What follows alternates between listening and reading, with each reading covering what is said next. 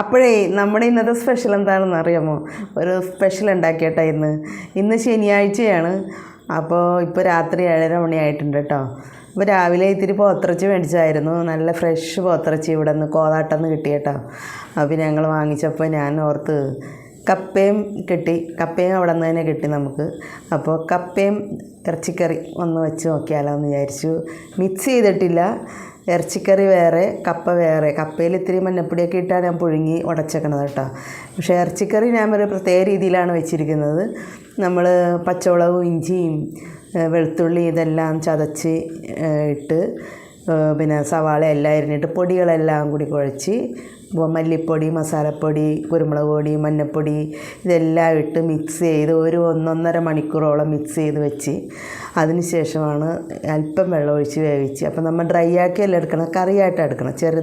ചെറിയൊരു ഗ്രേവിയോട് കൂടി എടുത്ത് അത് റെഡിയാക്കിയിട്ട് പിന്നെ ഒന്ന് സവാള വാട്ടി ഒരു തക്കാളി ചെറുതിട്ടൊക്കെ താളിച്ച് റെഡിയാക്കിയ ഇറച്ചിക്കറിയാണ്. അപ്പോൾ അത് റെഡിയാക്കിയിട്ടുണ്ട്.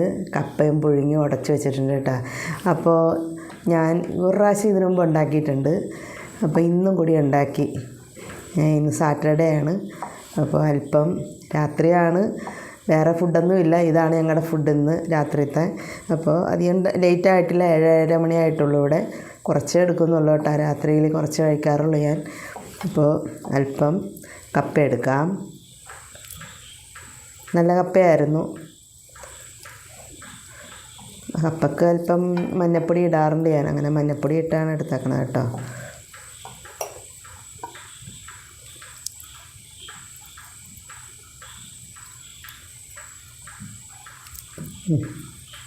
നമ്മുടെ കപ്പാസിറ്റി ഇത്രയേ ഉള്ളൂ, ഇത്ര കഴിക്കുള്ളൂ ഞാൻ. അല്പം കപ്പ എടുത്തു, പിന്നെ കുറച്ച് ഇറച്ചിക്കറി. അപ്പോൾ ഇറച്ചിക്കറി കുറേ ചാറിലാണ് എടുത്തേക്കണത്. നമ്മൾ പഴംപൊരി ഇറച്ചിക്കറി എന്ന് കേട്ടിട്ടില്ലേ, അതുപോലെ കപ്പയും ഇറച്ചിക്കറി. അപ്പോൾ ഇതൊന്ന് തിന്ന് നോക്കാം. കൊതിയിടല്ലേ ഏട്ടാ, അത് പ്രത്യേകം പറയണം, കൊതിയിടല്ലേ ഏട്ടാ.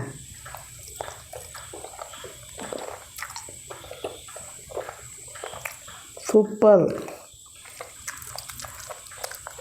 അടിപൊളിയാണ് കേട്ടോ. പൊളിയാണേ പൊളി.